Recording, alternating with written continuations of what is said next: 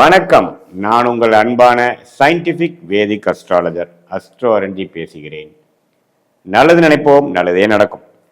இப்போ பார்த்தீங்கன்னா தொடர்ந்து நம்மளுடைய சேனலில் வரக்கூடிய வீடியோஸ்லாம் பார்த்துட்டு இருப்பீங்க நம்புறேன். சயின்டிபிக் வேதிக் அஸ்ட்ராலஜி முறையில் எந்த விதத்திலும் மிகைப்படுத்தாமல் உள்ளது உள்ளவாறு பார்த்து கொண்டிருக்கிறோம்.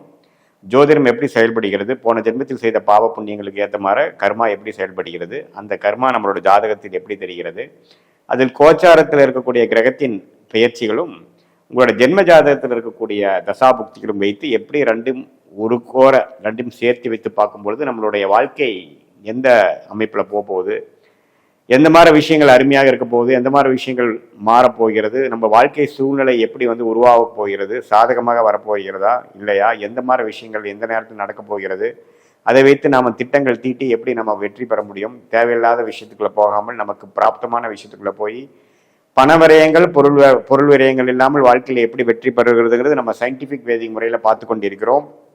அந்த வகையில் இந்த வீடியோவில் ஜூலை மாதம் 2025 துலாம் ராசிக்காரர்களுக்கு எத்தகைய ஒரு மாதமாக இருக்க போகுதுன்னு பார்க்க போகிறோம்.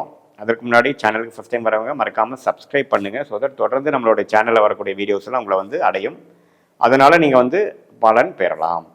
இப்போ பார்த்தீங்கன்னா ஜூலை 2025 மாதம் ஆரம்பம் ஆகும் பொழுதே மே 14ஆம் தேதி மே 19ஆம் தேதி குரு பயிற்சியும் ராகு கேது பயிற்சியும் நடந்து முடிந்து விடுகிறது. அதே சமயத்தில் மார்ச் 28 29ஆம் தேதி நமக்கு சனி பயிற்சியும் நடந்து முடிஞ்சிருக்குது. ஸோ இந்த 3 பயிற்சியும் நடந்து முடிஞ்ச அமைப்பில் இந்த ஜூலை மாதம் பிறக்கும் பொழுது எப்படி ஒரு சாதகமான பலன்களா, எது மாதிரி ஒரு அமைப்பு துலாம் ராசிக்காரர்களுக்கு இந்த ஆண்டு கிரகம் இருக்குன்னு பார்த்தா, சனி 6ஆம் இடத்துல இருக்கிறது அருமையான விஷயம். கடன், நோய், எதிரி, வம்பு வழக்குகளை குறைக்கக்கூடியது. இதுவரை சில பிரச்சனைகள் இருந்துட்டு இருந்ததெல்லாம் கொஞ்சம் நிறைவாகி ஓரளவுக்கு சந்தோஷமா வாழக்கூடிய ஒரு அனுகூலமாக இருக்கக்கூடிய அமைப்புகள் உண்டு. குழந்தைகள்னால் சில பிரச்சனைகள் வந்ததெல்லாம் சரியாகி ஓரளவுக்கு அனுகூலமாக இருக்கக்கூடிய அமைப்பு உண்டு. அதே சமயத்தில் ராகு பார்த்தீங்கன்னா 5ஆம் இடத்துக்கு அதே சமயத்தில் கேது 11ஆம் இடத்துக்கு வரும் பொழுது அந்த ராகு கேதுகளால் குழந்தைகள் விஷயங்கள், பூர்வீக விஷயத்தில் சில விஷயங்களுக்கு கான்சென்ட்ரேட் பண்ண வேண்டியது இருக்கும். சில விஷயங்கள் துலாம் ராசிக்காரர்களை ஃபோக்கஸ் பண்ண வேண்டியது இருக்கும். அதே சமயத்தில் குரு 9ஆம் இடத்துலேருந்து அஷ்டமத்திலேருந்து வெளியில் வந்தது அருமையான விஷயம். ராசியை பார்க்குறார். சில இதுவரை ஒரு மாதிரி சுமாரான டைம் கிணத்துல போட்ட கல் மாற நவராமல் மூமெண்ட்டே இல்லாமல் ஸ்லோவாக போயிட்டு இருந்த சில விஷயங்கள் பாசிட்டிவாக ஒரு உத்வேகத்தை கொடுக்கக்கூடிய அமைப்பு. போனதோட நம்ம எதுவுமே செய்ய முடியாமல் கைகள் கட்டப்பட்ட மாதிரி இருந்தக்கூடிய அமைப்புகள் இப்போ சுறுசுறுப்பாக எல்லாமே செய்யக்கூடிய அமைப்பு துலாம் ராசிக்காரர்களுக்கு வருகிறது. ஸோ கண்டிப்பாக நம்ம இந்த குருவின் பார்வை துலாம் ராசிக்காரர்களுக்கு அருமையான ஒரு அமைப்பு கொடுக்குதுங்கிறதுல எந்த மாற்று கருத்தும் இல்லை. ஸோ நல்ல ஒரு அமைப்பு தான். துலாம் ராசிக்காரர்களுக்கு ஒரு அருமையான ஒரு அமைப்பில் ஜூலை மாதம் ஸ்டார்ட் ஆகுது. ராசி அதிபதியாக சுக்கிரனே பார்த்தீங்கன்னா சுக்கிரனோட வீடாகிய ரிஷபத்தில் இருக்கிறது அருமை, ஆட்சி பலத்தோடு இருக்குது. அதுக்கப்புறம் 9ஆம் இடத்துல இருக்கக்கூடிய மிதுனத்துக்குள்ளே வர்றதும் அருமை. ஸோ இந்த சுக்கிரனின் சஞ்சாரம், ராசி அதிபதியின் சஞ்சாரம் ஜாதகரை இன்னும் உத்வேகப்படுத்துறது, கொஞ்சம் வசதிப்படுத்திக்கிறது, பண விஷயத்தில் கொஞ்சம் பாசிட்டிவாக இருக்கிறது, உடல்நலம் விஷயத்துலையும் பரவாயில்ல, எல்லாமே ஓரளவுக்கு பாசிட்டிவான அமைப்பு தான் சுக்கிரன். அதே சமயத்தில் புதன் பார்த்தீங்கன்னா 10ஆம் இடத்துல இருக்கிறது தப்பு இல்லை. சில விஷயங்கள் டெக்னிக்கல் துறையில் இருக்கிறவங்களுக்கு நல்ல முன்னேற்றங்கள் உண்டு. அதே சமயத்தில் சூரியன் 9ஆம் இடத்துல இருக்கிறதும் அருமையான விஷயங்கள். பூர்வீகம் மூலமாக, தகப்பனார் மூலமாக சில பாக்கியங்கள் வர்றது, அது மாதிரி பல பாசிட்டிவான விஷயங்கள் துலாம் ராசிக்காரர்களுக்கு இந்த அருமையான ஒரு காலகட்டம் ஆரம்பமாயிடுச்சுங்கிறது ஒரு டபுள் கன்ஃபர்மேஷன் கொடுக்குற மாதிரி துலாம் ராசிக்காரர்களுக்கு இந்த ஜூலை மாதம் கட்டாயம் இருக்க போகிறது. அதே சமயத்தில் செவ்வாய் மாதம் முழுவதும் 11ஆம் இடத்துல நட்பு வீட்டில் இருக்கிறதும் பார்த்தீங்கன்னா மனைவி மூலமாக கணவனுக்கு, கணவன் மூலமாக மனைவிக்கு நல்ல பலன்கள் நல்ல ஒரு அமைப்பு இருக்குது. பங்குதாரர்கள் மூலமாக லாபம், ரியல் எஸ்டேட் அது மாதிரி துறைகளே நல்லா வரக்கூடிய அமைப்பு, டெக்னிக்கல் துறையில் ஜெயிக்கக்கூடிய அமைப்பு, கலைத்துறையில் ஜெயிக்கக்கூடிய அமைப்பு, எல்லாமே பார்த்தீங்கன்னா தொழில், வேலை, உறவுகள் எல்லாத்துலேயும் ஒரு மாதிரி மேன்மை பெறக்கூடிய ஒரு அற்புதமான மாதமாக இந்த துலாம் ராசிக்காரர்களுக்கு இந்த ஜூலை மாதம் பிறக்குகிறது. மற்றபடி பார்த்தீங்கன்னா இந்த ராகு கேது இருக்கிற அமைப்பும் குருவால் பார்க்கப்படுகிறது. இப்போ சூரியனே பார்த்தீங்கன்னா 9ஆம் இடத்துல போய் சூரியனால் குருவால் சேரும் பொழுது ஒன்றுமே நல்ல ஒரு அமைப்பு, அரச லாபம், பாக்கியங்கள். அப்புறம் 5ஆம் இடத்துக்கு குரு பார்க்கறதுனால அந்த வெளிநாடு விஷயங்கள், இம்போர்ட் எக்ஸ்போர்ட் விஷயங்கள், இது எல்லாத்துலேயுமே ஓரளவுக்கு லாபங்கள், ஒரு புதுசாக ஒரு கான்டாக்ட் கிடைக்கிறது, அது மூலமாக போய் வெற்றி அடைகிறது. அது மாதிரி பல பாசிட்டிவான விஷயங்கள் நிறைந்ததான ஒரு அமைப்பை வந்து கொடுக்கக்கூடிய ஒரு அமைப்பு தான் இந்த ஜூலை மாதம் அமைப்பு.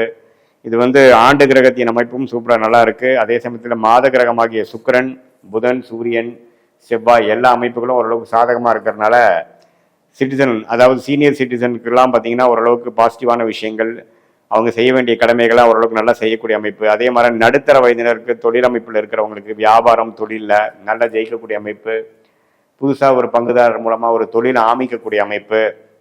இதுவரை வந்து ரியல் எஸ்டேட் அது மாதிரி சிலதெல்லாம் நவுத்த முடியாமல் இந்த அப்ரூவல் பிரச்சனை, அந்த பிரச்சனையெல்லாம் இருந்துட்டு இதெல்லாம் டக்குன்னு சால்வ் பண்ணி நம்ம என்ன தப்பு பண்ணோங்கிறத தெரிஞ்சு அதை கிளியர் பண்ணி அடுத்த கட்ட நடவடிக்கை போய் கையில் காசு வரக்கூடிய அமைப்பு, வம்பு வழக்குகள் தீரக்கூடிய அமைப்பு, கோர்ட்டில் வந்து நம்ம வருஷமாக போயிட்டு இருக்குதுன்னா அதில் தீர்ப்பு நமக்கு சாதகமாக வரக்கூடிய அமைப்பு, திருமண விஷயத்துலேயும் கொஞ்சம் பாசிட்டிவான டக்குன்னு முடிகிற அமைப்பு, பல வருடமாக தேடிட்டு இருந்த வரன் வந்து ஓரளவுக்கு நல்ல ஒரு வரனாக வந்தது அமைப்பு. இது மாதிரி சொல்லிகிட்டே போகலாம் நம்ம. ஏன்னா குரு வந்து பாகிஸ்தானத்துக்கு வந்து ராசியை பார்க்குறார்.